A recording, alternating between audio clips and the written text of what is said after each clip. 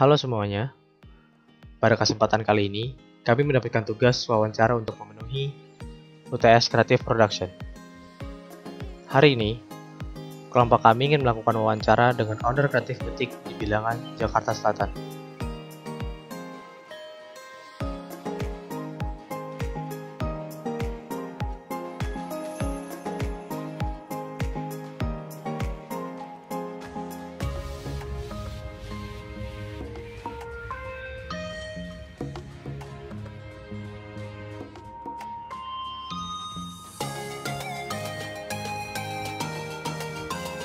Tepatnya di Komplek BDN 1, nomor 5A, Cipete Selatan. Sebelum sampai di sana, saya ingin menjelaskan apa itu kreatif butik. Ada banyak cara berbeda yang digunakan orang untuk menafsirkan istilah kreatif butik. Beberapa orang mendefinisikan agensi butik sebagai tidak lebih dari sekedar biro iklan kecil. Yang lain mendefinisikan mereka sebagai organisasi yang berkonsentrasi pada penyedia layanan hanya di bidang keahlian mereka. Kreatif butik adalah biro iklan yang jauh lebih kecil daripada biro layanan lengkap dan menawarkan serangkaian layanan khusus kepada kliennya.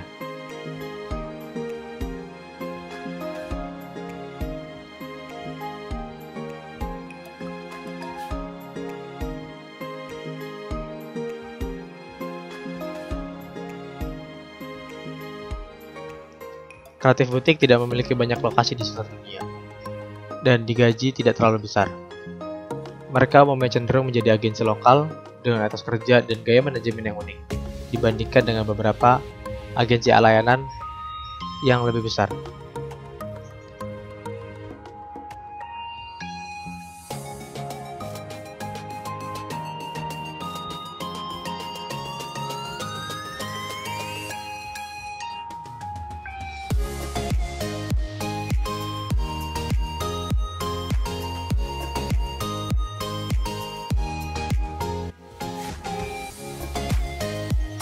Salah satu elemen yang menentukan kreatif butik adalah ukurannya.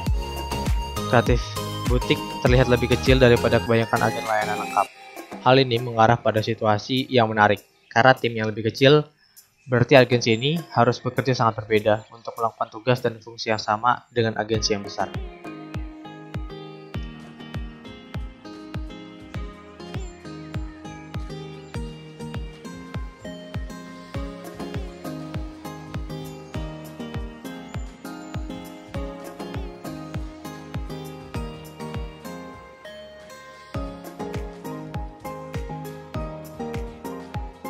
Salah satu keuntungan terbesar bekerja di kreatif butik adalah biayanya.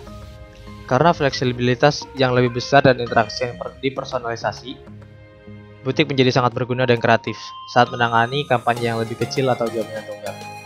Ini tidak berarti bahwa mereka tidak efektif saat menangani proyek yang lebih besar. Dalam kasus tersebut, kreatif butik sering bekerja sama dengan agensi eksternal untuk membuat strategi kreatif yang dibentuk sepenuhnya untuk klien mereka.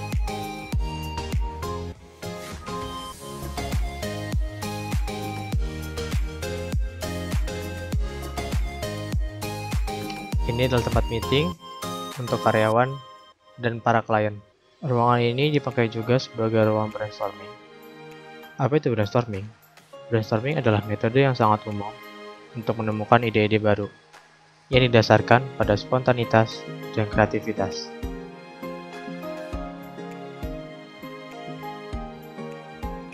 Konsep dasar dari brainstorming adalah melatih otak manusia untuk memicu munculnya ide dan kemudian meletakkan ide-ide tersebut di atas kertas.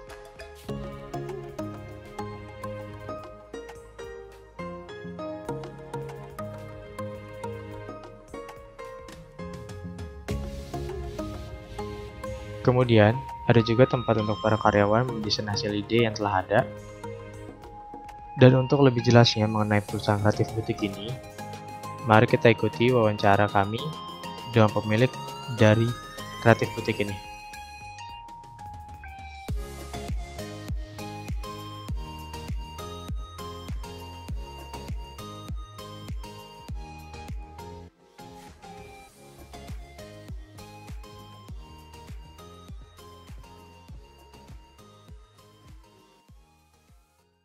Assalamualaikum warahmatullahi wabarakatuh. Selamat sore, kami di sini akan mewawancarai owner dari Mahakam Kreatif Butik. Adapun kelompok kami terdiri dari saya Bijak Dia Sapianto sebagai pewawancara 1, Saya Mes Pakai Malabarka sebagai pewawancara 2, dan saya Ahmad Rafli, saya sebagai kameramen.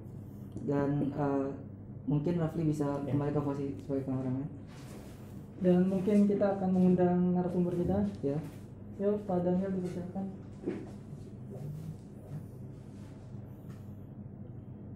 Selamat siang, Pak Daniel. Siang. Terima kasih untuk waktunya. Ya, Pak. Ya. Ya, silakan dulu. Silakan dulu. Seperti ya, Pak. Sebelumnya, masih direkam. Sebelumnya terima kasih Pak, Ya. udah mau meluangkan waktunya untuk kami wawancarai sore hari ini. Ya. Kabarnya pasti baik ya Pak, karena lagi pandemi ini. Alhamdulillah, baik. Ya, terus Nah, ini Pak kreatif butik ini apa langsung aja ya, Pak? Kreatif butik ini bergerak di bidang apa aja sih Pak, kalau boleh tahu? Kan kita udah melihat company profile tapi Pak dosen kita belum tahu. Coba bisa dijelasin singkat aja. Ya. Alhamdulillah Mahakam ini udah berdiri dari 2000, udah mulai jalan di 2004. Alhamdulillah udah banyak klien yang kita pegang, banyak kerjaan yang kita udah kerjakan. Jadi untuk detail kerjaan sih emang lebih banyak di desain grafis, cuman banyak juga di audio video juga kita kerjakan, di produksi juga kita kerjakan. Jadi biasanya apa yang klien mau, insya Allah bisa kita penuhi lah.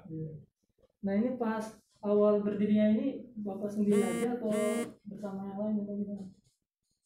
Kalau jalan cerita sih panjang ya, maksudnya awalnya kita rame-rame, terus karena seiring berjalan waktu ada yang kerja, ada yang punya usaha lain segala macam, sampai akhirnya sekarang tinggal saya berdua yang di atas. ya yang punya company ini, dan dengan alhamdulillah tim yang solid yang bisa ngejalanin operasional perusahaan ini. Berarti ini udah mulai berdiri dari lepas kuliah apa gimana? Ya, lepas kuliah saya sempat kerja di beberapa tempat, terus karena dulu zamannya Krismon ya, mungkin udah tua banget ya, ketahuan umurnya tua. Zaman Krismon. gitu. Nah, jadi harus kreatif lah, apa juga dikerjain lah, mulai dari jualan atau surat atau segala macam sampai akhirnya ada kerjaan desain, dan kita juga dulu juga banyak pengalaman di situ. Ya, akhirnya kita bangun lah company ini. Dan awal mulanya pas kepikiran untuk bikin perusahaan yang gede kayak gini, dari apa sih inspirasinya? Kalau boleh tahu. Sebenarnya sih bukan perusahaan gede ya. Awalnya juga pasti semua dari kecil. Kita juga alhamdulillah sebenarnya usaha ini ada karena ada kesempatan.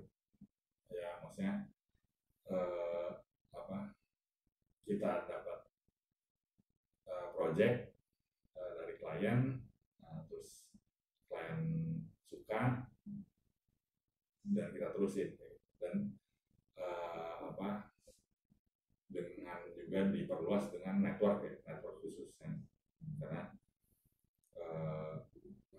mungkin dari teman-teman sekalian juga harus mempunyai network yang bagus, karena kita ngerasain bahwa semua kerjaan kita dari network gitu, dari teman SMP, teman SMA, kuliah ya. Tahu kita bergerak di bidang ini, terus manggil kita untuk memenuhi kebutuhan mereka, dan alhamdulillah mereka juga puas dengan hasil kerja kita ya, sampai sekarang inilah alhamdulillah. Nah, pas awal-awal berdiri nih kan, masih awal berjalan, kalau boleh tahu awalnya tuh jumlah karyawannya ada berapa sih Pak? Kalau jumlah karyawan dulu awalnya cuman kebetulan antara owner sama karyawan banyakkan owner dulu. Jadi ada owner ada yang pasif, ada yang aktif. Nah yang aktif itu terjun langsung dan karyawannya pelengkap aja awalnya. Cuman ya seiring dengan waktu alhamdulillah kita bisa menggaji orang, meng-hire orang sedikit sampai sekarang tetap nggak banyak sih. Kita total itu 10 orang termasuk saya. Itu waktu dulu. Sekarang sampai sekarang. Banyak juga. Terus itu yang owner itu apakah teman-teman kuliah Bapak atau teman main aja? Campur sih. Ada teman nongkrong, teman kuliah, sampai teman SD pun ada kayak gitu. Jadi makanya itu mungkin ya kekuatan networking yaitu maksudnya kita tetap menjaga silaturahmi ya dengan teman-teman semua dari SD, SMP, SMA, kuliah. Jadi biar saling bantu gitu. Jadi di ownership itu juga dulu ada 12 orang total awalnya. Nah itu beda-beda tuh. Walaupun mereka rata-rata teman SMA, tapi kalau saya hanya beberapa yang teman kuliah, teman SD, teman SMP. Berarti kalau boleh tahu yang seseorang yang ngasih ide awal gitu untuk yuk kita bikin project ini atau kepikiran bersama-sama aja? Bersama sih, cuman awalnya itu ya tadi ada project terus kita diskusi. Awalnya tuh kita awal bangetnya kita tuh ingin bikin warnet. Jadi tahun dulu tuh lagi booming tuh warnet. Kita pengen bikin warnet, kita kumpul bareng, kita bikin proposal, cari investor, bikin konsep atau segala macam. Cuman ternyata tidak semudah yang dibayangkan. Walaupun pada saat itu warnet lagi booming banget. Dengan bisnis plan yang kita bikin seharusnya orang tertarik. Cuman ya namanya rezeki Allah udah ngatur, bukan di situ jalurnya. Dan ya itu ada project dan kita diskusi, ini ada project nih, dari mau dikerjain nggak, lumayan nih duitnya. Saya diskusi ya udah kita kerjain, ya alhamdulillah sampai sekarang jalan. Itu kan masih zaman dulu ya kan. Kalau sekarang tadi kan Pak Daniel bilang kalau ini bukan company yang gede-gede amat, tapi saya nggak setuju ya kan. Tadi di company profile dia mereka ada nama-nama brand rokok dan motor yang cukup besar gitu. Nah itu tuh dalam memenuhi keinginan klien, desain-desain klien tuh pernah nggak sih ada nge-start blank idea gitu? Blank? Kayak iya blank mau mikirin desainnya. Oh pasti. Jadi ya mungkin teman-teman juga tahu proses dari komunikasi, desain segala macam itu tidak semudah kita bikin kopi lah kasarnya kayak gitu. Udah ada formulanya, kopi sekian gram, gula sekian gram, susu sekian gram, kita aduk dengan air panas jadi kopi enak. Nah kalau desain nggak begitu, jadi kadang-kadang banyak faktornya, faktor brief dari klien yang minimal, terus materi yang kita terima juga nggak cukup, dan waktu yang harus kita kerjakan yang cukup singkat. Nah kadang-kadang dari desainernya sendiri moodnya belum tentu bagus. Jadi banyak hal. Cuman kita harus realistis juga. Kasarnya kita perlu uang, klien perlu output. Nah bagaimana kita menjembatani itu sih. Jadi karena kita bukan seniman. Kalau seniman kan yang moodnya aja, yang melukis sesuka-sukanya dia, mau siapa mau enggak, mau bagus atau enggak, yang penting menurut dia. Kalau bisnis kayak ini kan enggak, kita harus sesuai dengan keinginan klien, tapi harus bisa mengerjakan semuanya dengan apa yang kita punya, apa yang ada gitu. Itu sih susahnya. Cuman ya alhamdulillah tim kita cukup solid yang bisa saling bantu. Mungkin dari sayanya kurang bisa mendirect, tapi mereka bisa memahami atau bisa mengerjakan lebih dari apa yang kita direct ke mereka. Jadi sebenarnya teamwork di sini tuh sangat diperlukan gitu, di perusahaan kayak gini, karena kalau udah individu pasti jadinya nggak bagus. Oh, berarti ini kalau dalam produksi desainnya lebih ke teamwork ya daripada kerja sendiri-sendiri ya? Iya, jadi kalau proses desainnya sendiri biasanya kita setelah kita dapat brief dari klien, kita akan regroup untuk brainstorm. Nah, setelah brainstorm kita pecah lagi tuh, jadi masing-masing cari ide, nanti regroup lagi untuk mematangin ide lagi. Dari situ baru kita pilih, oke, ide ini yang mau kita pakai, ide ini yang kita kill, segala macamnya. Jadi akhirnya kita keluar dengan beberapa ide inti atau beberapa ide yang kita yakin pasti akan insya Allah menang. Nah, baru dari situ individu lagi, ada yang ngerjain misalnya layoutnya, ada yang ngerjain 3D-nya, ada yang ngerjain fotonya segala macam. Jadi tapi at the end semuanya sinergi kerja sama tim yang solid sih. Kemudian tadi kan Bapak bahas soal teamwork. Nah, kan kita tahu kan kalau untuk menjaga teamwork itu kan susah kan, kadang mungkin ada berantemnya. Nah, cara Bapak untuk menjaga nih teamworknya supaya tetap solid itu gimana sih Pak? Sebenarnya emang susah, maksudnya setiap individu, setiap manusia itu kan unik kan. Ada yang mikirnya A, ada yang mikir B, ada yang mikir C. Cuman asal kita punya tujuan yang sama, insya Allah sih bisa solid sih. Makanya pasti di setiap awal tahun atau di setiap beberapa periode sekali kita ada meeting besar company untuk menyamakan persepsi goal kita, tujuan kita. Walaupun ujung-ujungnya duit pasti ya kalau kerja, cuman spirit atau suasana kerjanya itu penting banget sih. Jadi walaupun pasti ada yang nggak setuju dengan ini, ada yang nggak suka dengan gayanya si A, ada yang nggak suka dengan cara bicara si B, pasti ada. Cuman kalau kita tujuannya oke, untuk menafkahi keluarga kasar kayak gitu, atau untuk ada yang tujuan mau beli rumah, ada yang mau beli mobil, ada yang mau nyicil apa segala macam, ya mereka akan mengesampingkan egonya masing-masing sih. Akhirnya kayak gitu. Walaupun kalau dirasa sudah tidak bisa kita tolerir, kalau ada yang nggak bisa kerjasama ya harus kita ganti dengan orang yang bisa kerjasama sih. Berarti apakah sering berantem gitu atau jarang nih di kantor ini? Jarang sih, cuman pasti ada sih. Maksudnya setiap proyek pasti ada kendala, baik internal maupun eksternal. Ya itu, maksudnya cuman nggak bisa juga kita kasarnya menjadi tangan besi yang gua nggak mau tahu, lu suka nggak suka, mau nggak mau, pokoknya harus jadi. Itu nggak bakal jadi.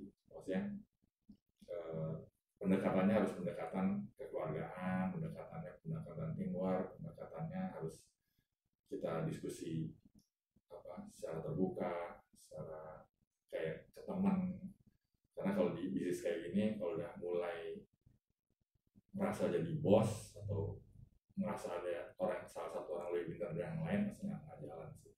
Jadi memang harus saling nutupin, karena kita selalu bilang walaupun mereka hanya OB, tapi kalau menurut kita OB itu sama pentingnya sama creative director.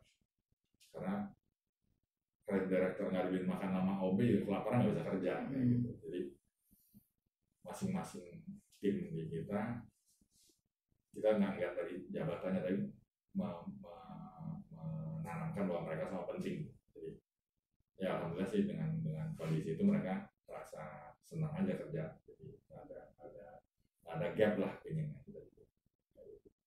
Terus itu kan cara menangani masalah di internal. Nah, gimana kalau kita ngadepin klien? Kan suka ada tuh klien yang sebenarnya nggak terlalu ngerti desain, tapi kadang mintanya aneh-aneh gitu.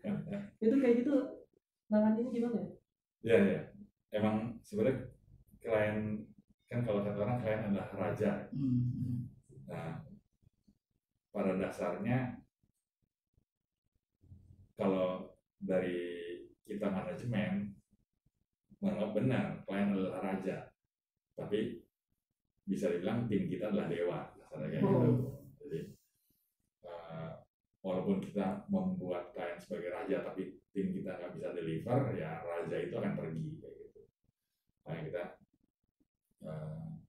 harus win-win solution lah antara klien maunya apa dan tim kita kerjanya bagaimana. Harus kita bisa memformulasikan tuh tugas kita sebagai manajemen, harus bisa melihat dari sisi klien dan dari sisi tim. Jadi jangan sampai kita memanjakan klien tapi akhirnya tim kita ambruk gitu. Jadi harus bisa sesuai lah apa yang kita terima dari klien dan apa yang kita berikan ke klien harus sesuai. Itu sih. Terus kan misalkan dapat project dari klien, apakah setelah mendapat project itu di riset lagi kayak misalkan soal kebutuhan dari klien, apa hanya bergantung pada briefing dari klien aja, dari request klien, nggak meriset lebih dalam lagi, melakukan sendiri gitu tanpa diminta oleh klien? Sebenarnya tergantung tipe dan beratnya kerjaan sih ya. Kalau kasarnya kalau sekedar cuma bikin desain flyer misalnya dengan materi yang udah ada, kita lebih ke hanya klien out. Tapi kalau misalnya dia minta bikinnya yang misalnya dia mau merebranding outlet coffee shop, let's say kayak gitu, cuman dia maunya secara desain yang kekinian, yaitu harus riset kan, kekinian maksudnya kayak gimana, terus lokasinya di mana, terus areanya, target marketnya sukanya kayak gimana. Jadi jangan sampai apa yang kita bikin ternyata salah nih dengan target market yang dimauin nama klien untuk datang kayak gitu sih. Target market ya. Berarti ada nggak nih? Ini udah mau penutup ya? Udah mau penutup ya? Nah ini ada nggak kira-kira pesan buat insan-insan kreatif muda yang ingin membangun bisnis kreatif butiknya sendiri gitu? Kan kayak saya punya teman, jadi dia masih ragu gitu buat beli alat-alat segala macam gitu, takutnya nggak sukses gitu. Ada nggak buat pesan buat kayak orang-orang kayak mereka gitu? Sebenarnya sih gini kalau menurut saya ya, karena saya bukan akademisi, lebih ke praktisi. Jadi kalau secara konsep ilmu pengetahuannya mungkin jauh dari bagus lah. Kalau praktisi alhamdulillah karena sudah menjalankan hampir lebih dari 15 tahun ya, jadi kurang lebih tahu lah. Masalah sukses atau enggak sih sebenarnya ya kita nggak bisa tahu sih sukses atau enggak. Cuman lebih baik menyesal kita melakukan sesuatu daripada menyesal kita tidak melakukan sesuatu. Jadi kalau mau bikin usaha gini, yang penting secara konsep kita paham, eksekusi desain kita tahu, tim kita solid, alat mungkin bisa jadi nomor 2 karena zaman sekarang alat bisa minjem kan, alat bisa minjem, bisa sewa, tempat juga lebih gampang sekarang kayak dulu. Jadi dan sebenarnya kalau yang kita jalanin ini banyak kita ngejual konsep. Jadi pada saat konsep klien udah senang, eksekusinya kita bisa hire orang lain. Jadi kalau menurut saya sih jangan takut lah untuk bisnis desain tuh nggak akan habis lah kuenya lah kasarnya, nggak akan habis kuenya asal kita bisa ngasih sesuatu konsep yang edgy, ngasih konsep yang beda dengan yang unik, yang berani gitu. Jadi jangan takut, wah nanti gimana peralatan nggak punya, ini nggak ada, duit nggak punya. Sebenarnya yang penting cara kita mempresentasikan konsepnya. Kalau yang dilihat pertama visual, hasilnya kayak gimana, visualnya sesuai dengan dia atau enggak. Nah eksekusinya udah gampang lah kasarnya. Kalau depannya udah mereka suka, ya ke belakangnya udah nggak usah takut sih. Kayak gitu. Sama ya harus pinter-pinter ngelihat kemauan klien. Ada klien yang perfeksionis, dia maunya kalau bikin desain itu semuanya mesti mahal, semuanya mesti bagus, semuanya mesti bermerek misalnya kayak gitu. Ya, kita kasihnya kayak gitu. Ada yang gua desain nggak penting keren atau enggak, yang penting cepat. Ya kita harus deliver kayak gitu. Jadi harus pinter-pinter baca klien sebelum kita presentasi. Jadi mungkin kayak tadi Mas bilang perlu ada riset atau enggak, yang utama riset klien dulu.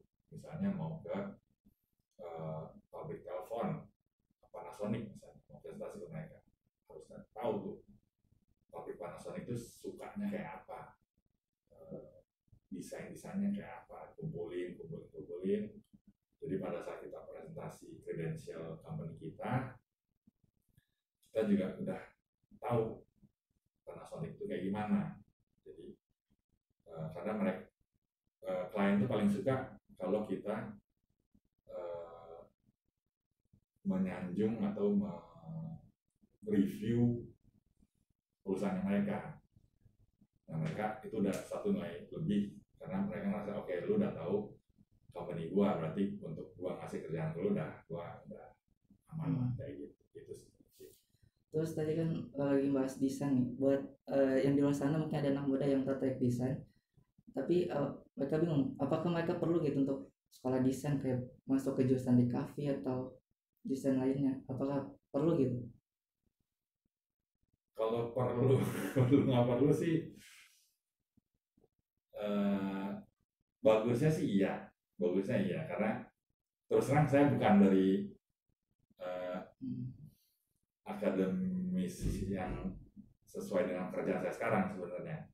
Cuman waktu dulu yaitu balik lagi karena pas Krismon apa juga ada kerjaannya, harus cari tahu untuk bisa dapat kerjaan itu. Jadi lebih ke otodidak dan keadaan terpaksa. Cuman kalau misalnya emang goalnya untuk cita-citanya untuk kerjaan A, ya harus dipupuk pendidikannya juga di A sih kalau menurut saya. Jadi pasti berguna. Cuman ya itu tetap jam terbang juga mempengaruhi. Jadi makanya desainer yang senior kadang-kadang walaupun secara pendidikan nggak terlalu tinggi, mereka dibayar lebih mahal karena lebih bisa mendeliver keinginan klien. Nah apalagi kalau pendidikannya tinggi dan waktunya jam terbangnya bagus, itu pasti lebih hebat ya. Berarti mungkin itu pilihan kali ya untuk mau belajar, berarti bagus banget, tapi kalau mungkin punya kekurangan ekonomi gitu, nggak bisa kuliah, mungkin ya banyak kok di YouTube gitu kan, tutorial desain, dan jangan nyerah aja gitu kan untuk mimpinya. Ya.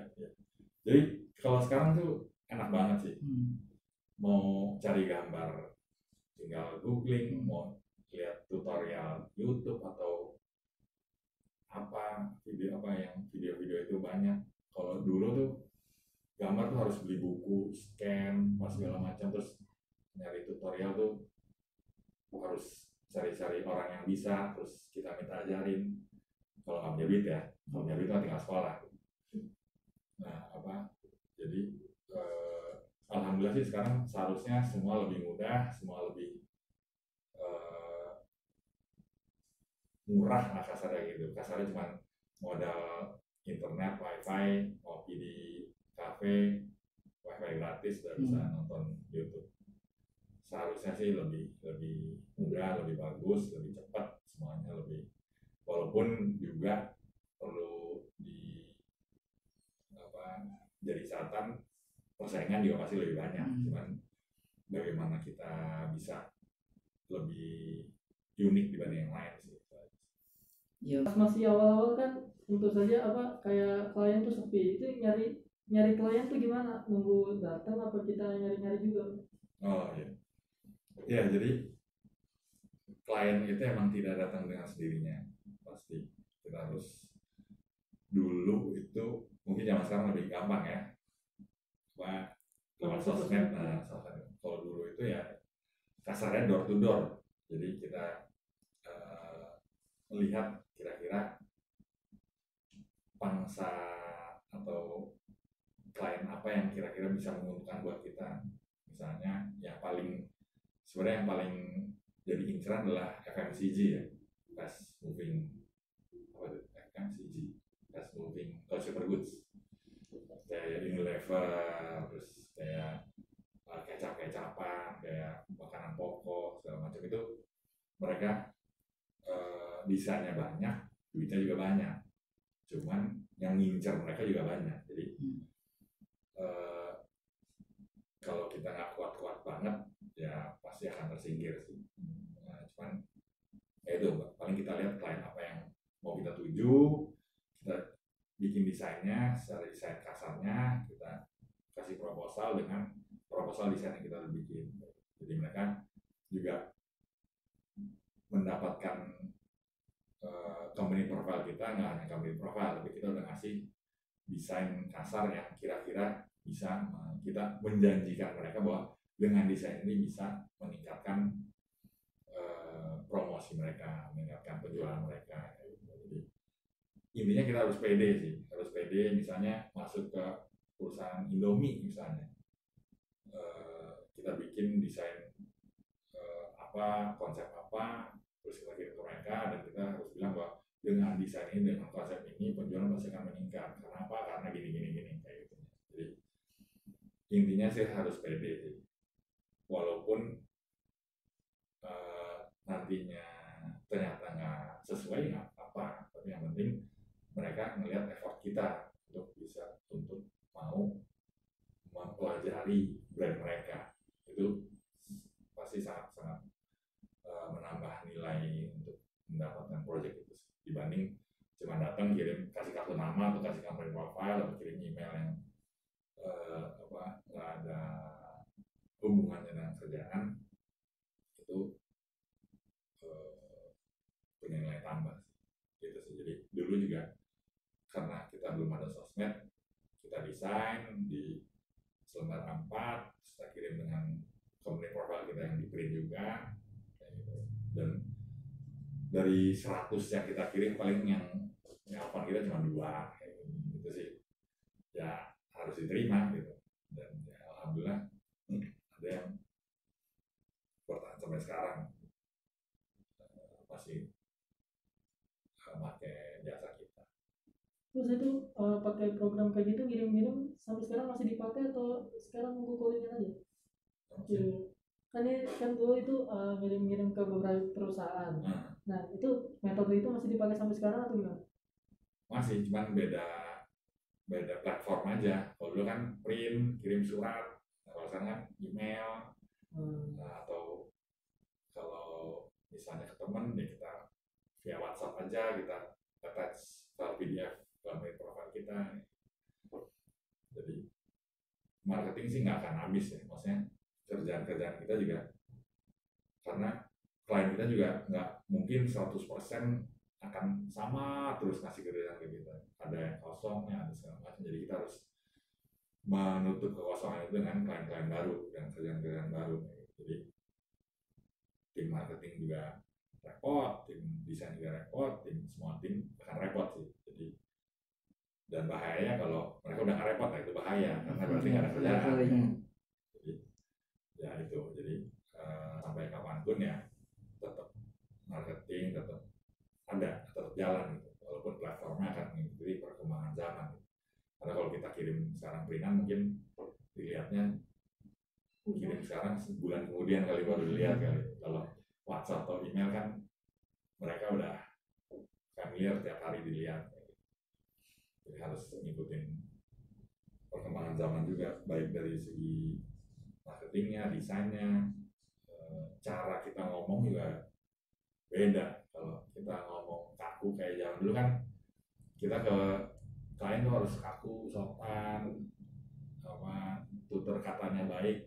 Justru kalau sekarang kayak kaku banget lu, tua banget tuh kayak. justru harus lebih fun, lebih mungkin bisa bilang bahasanya harus lebih kekinian, kita harus tahu cara ngobrol kita ke umuran, karena klien kita itu sekarang tuh banyak kan milenial dan umurnya jauh di bawah kita gitu. Di bawah saya, bukan kita ya, saya. Nah jadi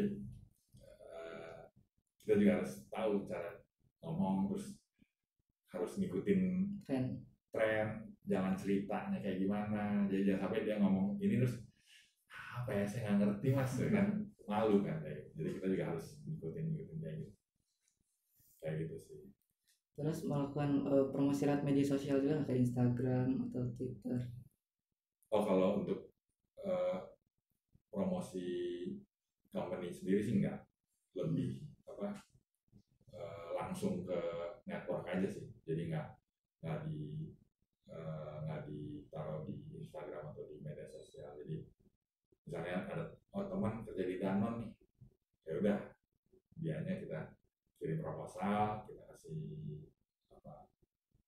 konsep desain kayak gitu sih, lebih ke marketingnya. Jadi bukan, karena agak susah kalau beda dengan produk ya, misalnya jual handphone, kita promote di IG atau promote di Facebook itu kan yang tertarik banyak. Kalau kayak gini kayaknya harus langsung ke person to personnya sih.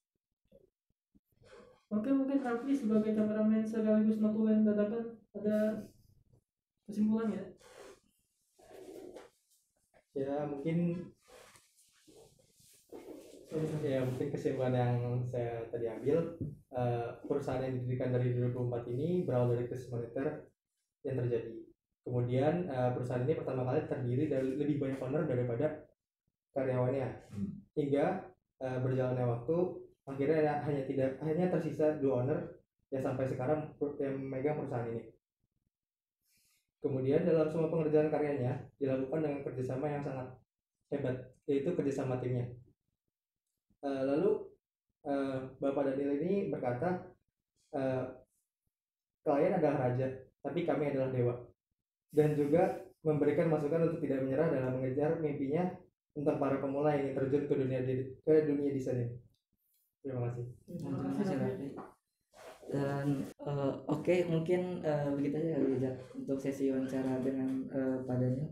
Ya mungkin gitu aja Pak, kayaknya udah cukup ya. Iya, dan terima kasih banyak Ya, Pak udah mau diwawancara, dan nih kami masih amatiran jadi kayak nggak seaneh gitu. Aman. Mungkin buat semuanya Terima kasih sudah menonton. Oke, sekian mungkin sekian dari kami. Saya Fakih. Saya Bijak, dan ini Daniel selaku owner dari Mahakam undur diri. Iya. Terima kasih.